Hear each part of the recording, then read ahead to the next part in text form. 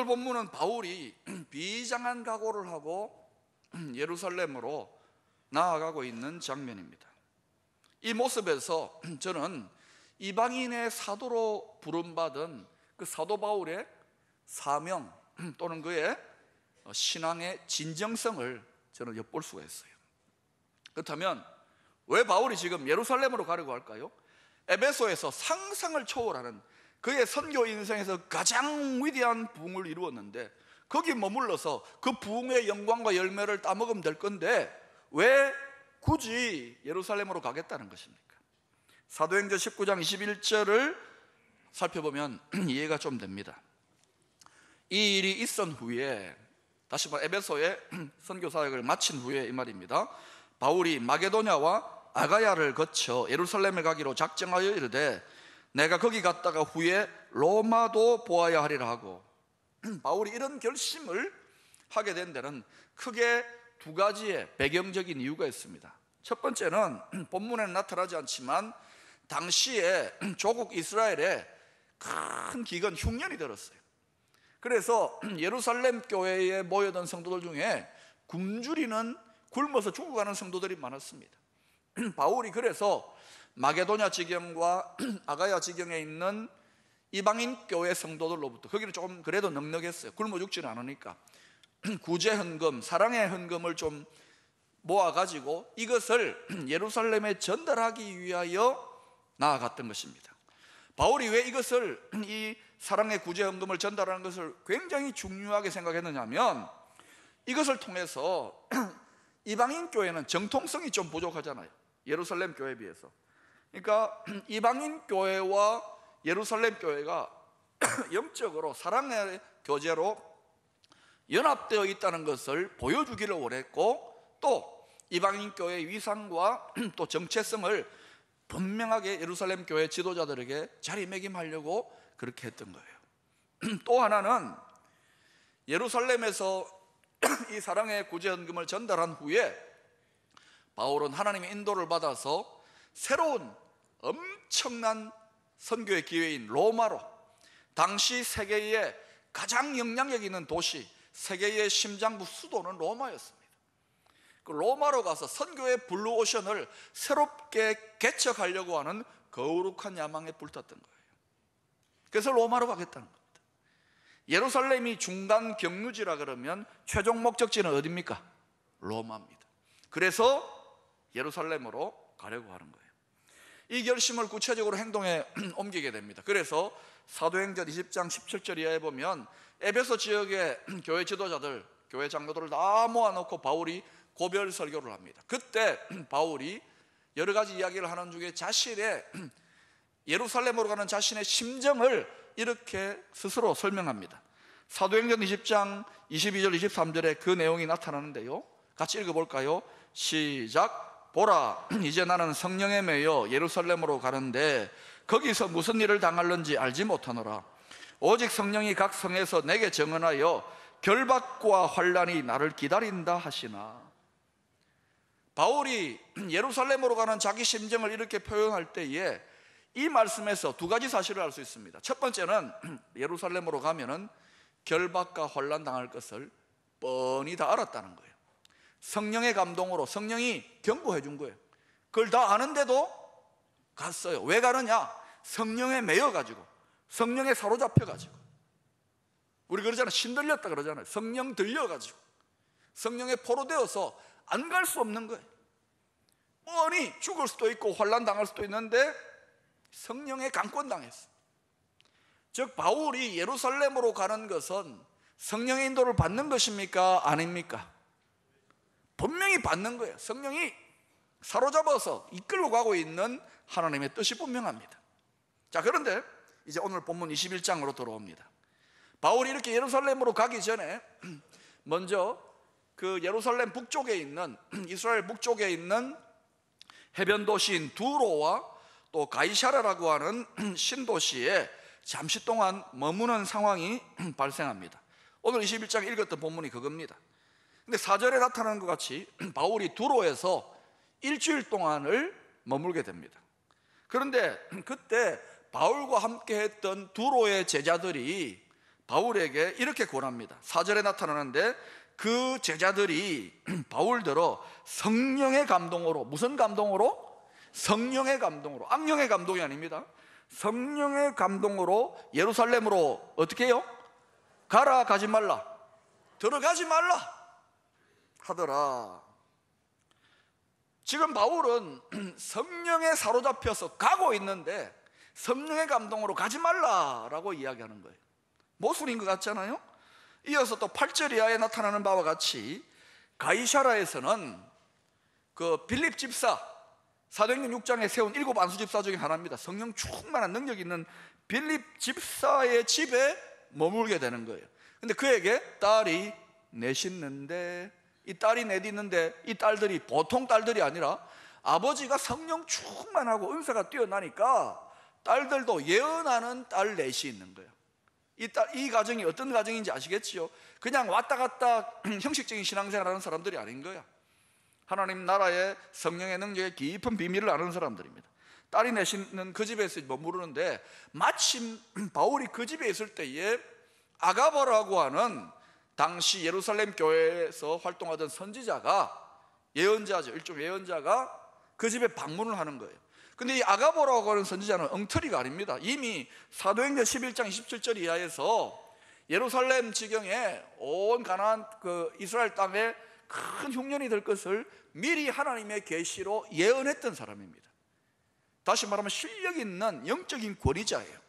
그 아가보 선지자가 빌립 집사의 집에 머물고 있는 바울에게 와가지고 바울, 네가 예루살렘으로 가면은 이렇게 꽁꽁 묶여 죄수가 되고 큰 환난과 결박을 당하게 될 것이라고 예언하며 경고하는 거예요.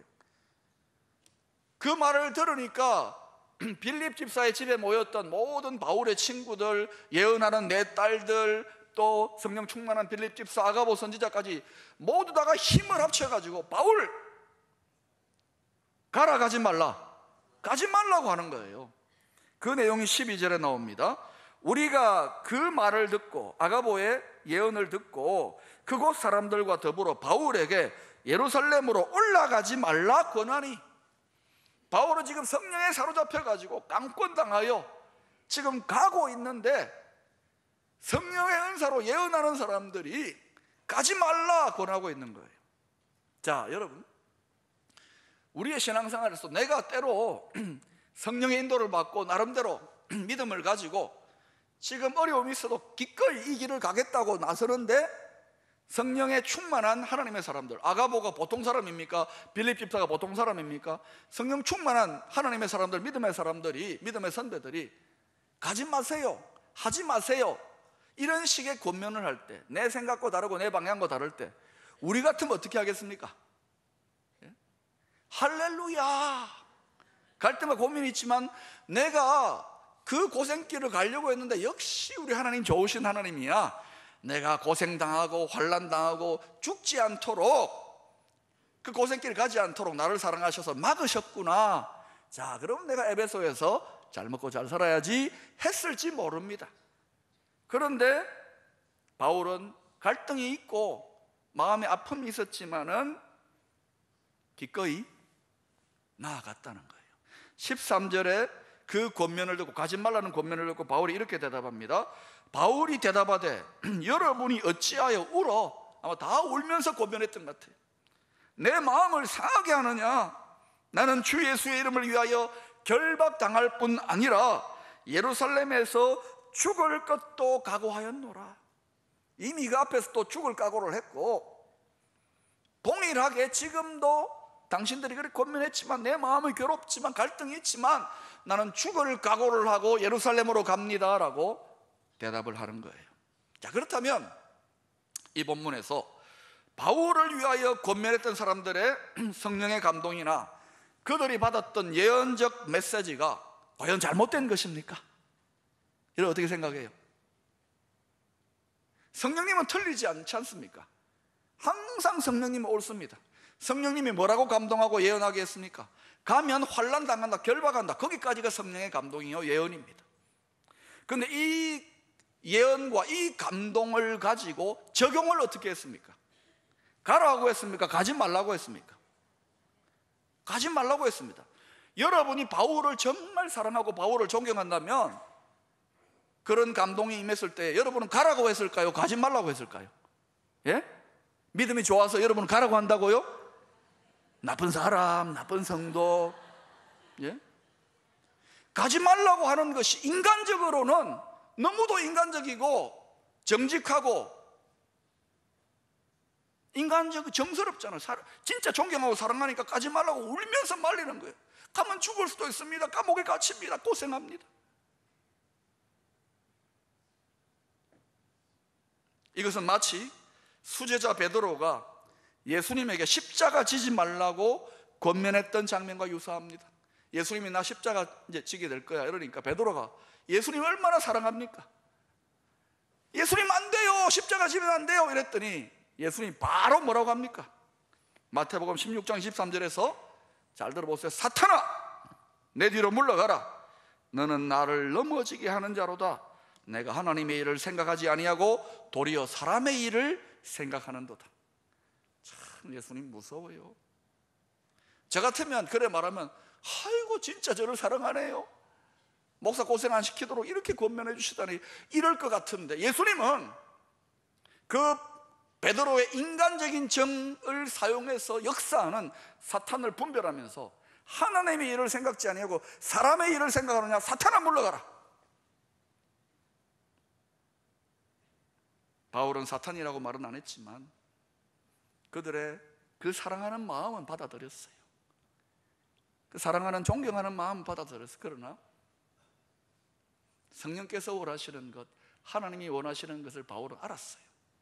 그것이 고난의 길이고 죽음의 길일 수도 있지만 가는 거, 하나님이 그거를 가라 가라 그렇게 말하겠어요? 하나님은 자원해서 가기를 원하는데 바울이 어떻게 갈 수 있습니까? 어떻게 뜻을 알 수 있었어요? 수많은 하나님의 사람들, 심지어 권위 있는 예언자까지도 다 하나님 뜻을 제대로 분별 못했는데 바울은 하나님을 그만큼 사랑했어요. 바울은 그만큼 하나님을 신뢰했어요. 자, 여기서 생각해 볼 것이 있습니다. 우리의 삶 속에서 성도들이 진지하게 신앙생활하고 열심히 신앙생활하면요, 성령의 체험, 성령의 능력, 성령의 은사들이 막 나타나는 걸 경험할 수 있습니다. 하나님의 뜻이 분별되고 환상을 경험할 수도 있습니다. 그런데 그렇다고 해서 그것을 통하여 내 삶에 하나님의 뜻을 적용하고 내가 나아가는 인생 방향을 설정할 때 꼭 100% 그 은사와 감동을 따라간다고 해가지고 제대로 적용할 수 있는가? 성령님은, 성령의 은사는 제대로 적용하고 바르게 적용하지만 우리 안에 인간적인 욕심이나 연약함이나 죄성이 있어서 이걸 왜곡시키는 거예요. 지금은 나쁜 뜻은 아니지만은 왜곡되어졌죠. 하나님의 뜻에 반하게 되었잖아요. 우리에게도 이럴 수 있는 거예요. 그래서 우리에게 성령의 능력이 나타나고 성령의 은사와 권세가 나타난다고 해서 나는 자동으로 하나님의 뜻을 이루는 사람이야 라고 생각할 수 없는 거예요. 두렵고 떨림으로 조심스럽게 분별하면서 늘 성령과 인격적인 교제를 나누어 가야 되는 거예요. 영적인 성숙을 이루어 가야 되고 주님을 더 사랑하는 관계를 점검해야 되는 거예요. 결국 성령 역사, 성령 사역의 가장 중요한 화두가 뭐냐? 관계예요. 방언 몇 마디 하고 예언 몇 마디 하고 신유 몇 가지 일으키고 이게 아닙니다. 관계. 하나님을 바울은 생명을 다해 사랑했기 때문에 하나님 뜻을 누구보다도 선명하게 분별했고 그 길이 고난의 길이지만 기쁨으로 자신을 제물로 드리는 그 길을 걸어갔던 거예요. 우리가요, 성령의 은사와 능력이 나타난다고 방심해버리면 우리 안에 있는 육체의 욕심이 마귀가 그걸 공격해가지고 유혹을 해서 그런 능력과 은사가 나타남에도 불구하고 하나님의 뜻을 거스르고 심지어는 마귀 편에 설 수 있는 비극적인 일들, 육체 욕심을 이루는 일들도 일어날 수 있다 이것입니다. 결국 성령 역사의 진정성은 그 열매, 그 삶의 방향을 보아서 알 수 있는 것입니다. 만약 우리가 성령이 역사하고 성령 은사와 능력들이 나타나는데도 그 궁극적인 방향이 자기 영광이요 자기 명예를 추구하는 방향으로 나아간다면 그 성령의 역사, 그 신앙생활, 그것은 진정성이 약합니다. 신앙생활 하는 것 같지만 오히려 하나님의 뜻은 제쳐놓고 자기 욕심을 이루려고 하는 천박한 미신적인 다람쥐 쳇바퀴 도는 듯한 소모적인 신앙생활로 끝날 수도 있다는 거예요. 예를 들어 드릴까요? 모세와 함께 출애굽했던 출애굽 1세대의 백성들, 하나님의 뜻은 무엇입니까? 성령의 인도를 받아서 가나안 땅에 들어가서 가나안 땅을 정복하고 하나님의 땅으로 통치해내는 것입니다. 그런데 그들은 광야가 좀 힘들다고, 신앙생활 좀 어렵다고, 불평하고 원망하고 시험 들었어요. 그리고 그때부터 계속 광야 40년을 헤매고 다니는데, 그 광야 40년을 헤매고 다닐 때 그들을 무엇이 이끌어갔습니까? 구름기둥과 불기둥. 구름기둥과 불기둥은 성령의 임재의 상, 하나님의 영의 임재의 상징입니다. 만나와 메추라기로 먹으셨습니다. 하나님은 우리가 하나님의 뜻을 제껴놓고 우리의 욕심을 추구하려고 이렇게 망가짐을 쓰는 신앙생활을 하더라도 사랑이 많으시고 좋으신 하나님이기 때문에 그런 유치한 기도, 그런 유치한 신앙생활조차도 하나님은 인도하시고 먹이시고 역사하세요. 그런데 그런 단계에 머무르면서 성령 은사, 성령 능력 받았다고 기뻐 날뛴다면 얼마나 유치한지 아시겠습니까? 그때 당시에 출애굽 1세대 백성들 중에서 하나님께 그 믿음의 진정성을 인정받았던 사람은 여호수아와 갈렙, 온전히 쫓았더라. 두 사람만 인정받았어요. 그리고 그들은 성령의 능력으로 40년 뒤에 하나님의 뜻을 이루고 가나안 땅을 정복함으로 영광 돌렸다는 사실을 기억하십시오. 여러분의 모습은 어디에 가깝습니까? 신앙생활하는 여러분의 관심은 어디에 있습니까? 오늘날의 시대에 참으로 모든 사람들이 갈급해하는 것은 진정성입니다. 이것은 꼭 신앙의 영역만이 아닙니다. 기업, 정치, 교육, 예술, 문화, 교회 모든 영역에 사람들은 진정성에 목말라 있습니다.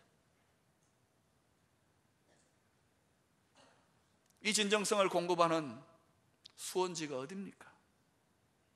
신앙의 영역인데, 영적인 영역인데 교회조차도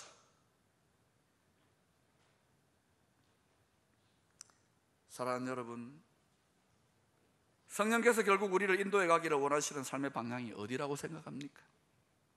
그것은 다름 아닌 자기 육체의 욕심,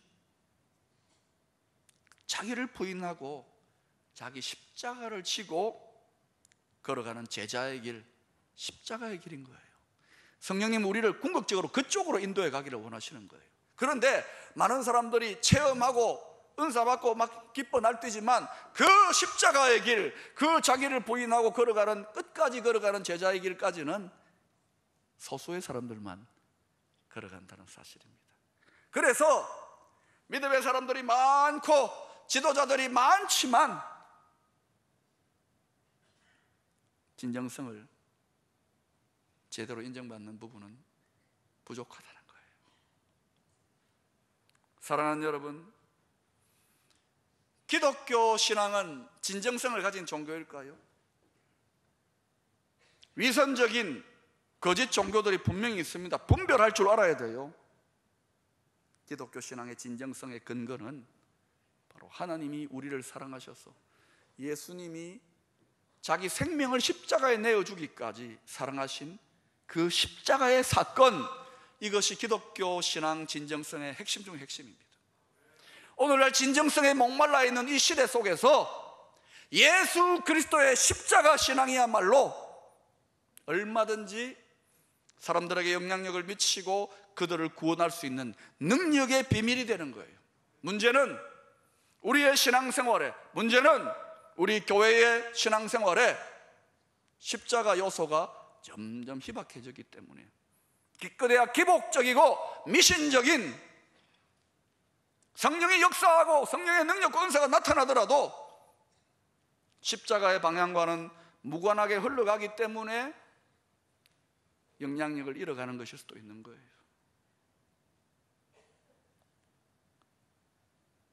사랑하는 여러분, 십자가가 뭡니까?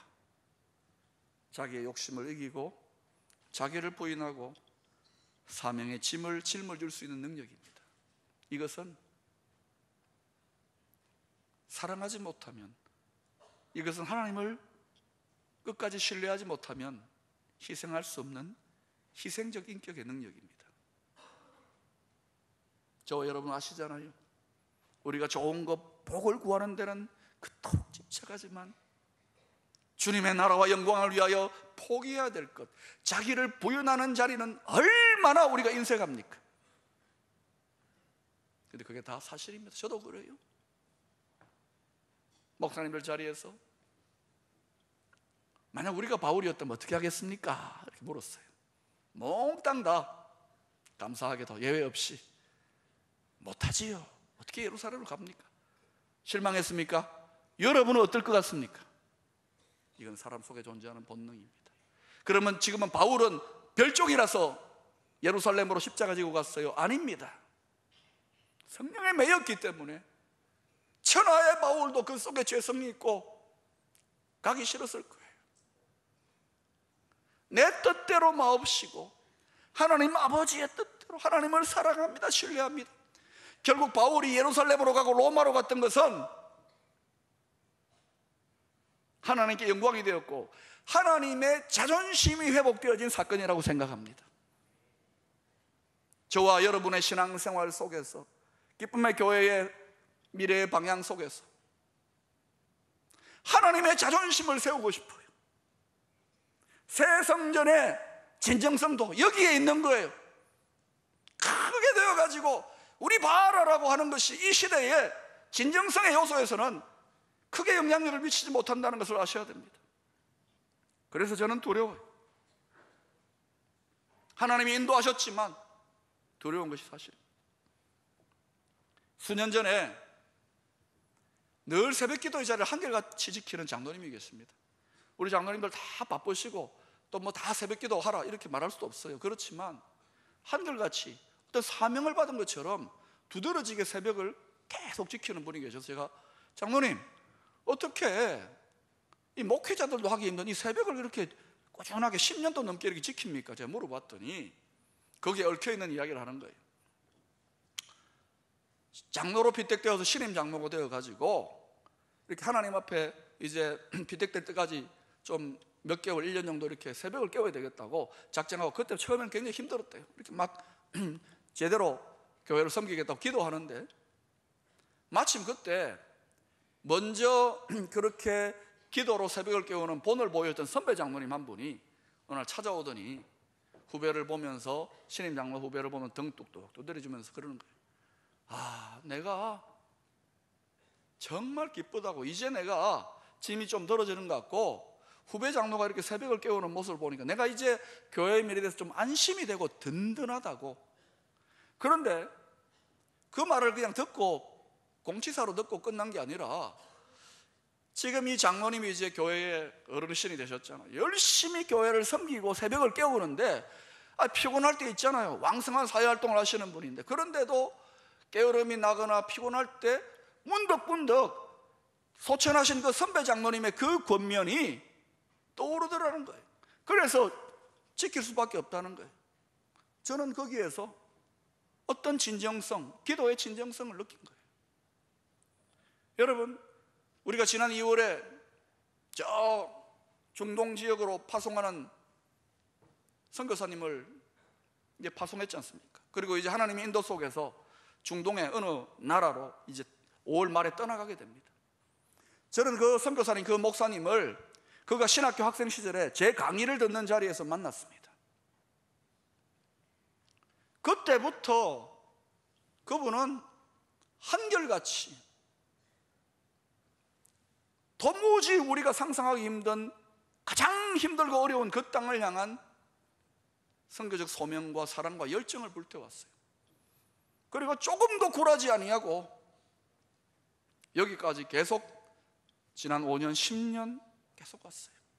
그 한결같은 모습 속에서 나는 그의 사명의 진정성, 선교적 진정성을 인정하게 된 거예요. 그래서 우리 교회가 파송하는 겁니다. 사랑하는 여러분에게 묻습니다. 여러분의 신앙생활에는 진정성이 있습니까?